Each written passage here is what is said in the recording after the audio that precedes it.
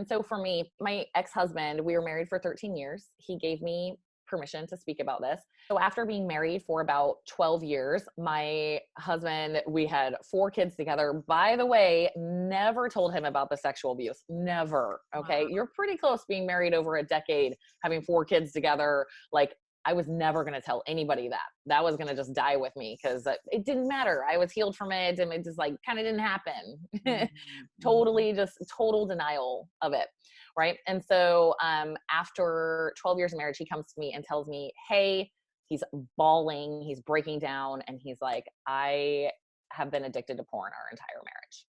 And at the time I was Mormon, the LDS church, and porn is super prohibited in that religion. Like they talk about it all the time. It's really bad. And so for me, in the level of awareness that I had at that time, it was like, this is life catastrophic. Like you are not a worthy man, basically is where my psyche went. And I went into major victim mode for like 3 days. I remember I walked around in this like, almost like shock. Like I just felt like my entire marriage was this something else than what I thought it was. I thought we were like just so close and so tight, but see, there were all these like underlying things that we weren't talking about.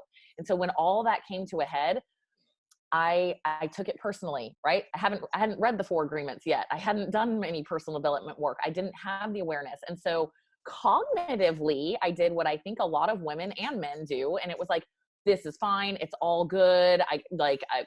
I support you. We can get past this. Like cognitively, I was like all over it. And I was even tricking myself thinking, but deep inside, I took it so personally. I thought, I just, after my 4th kid, I couldn't lose weight. I was about 40 pounds overweight. And I was like, oh, it must just be because I'm not attractive enough for him.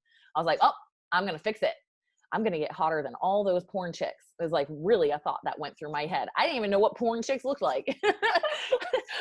I've seen it now. I'm like, oh, I was fine.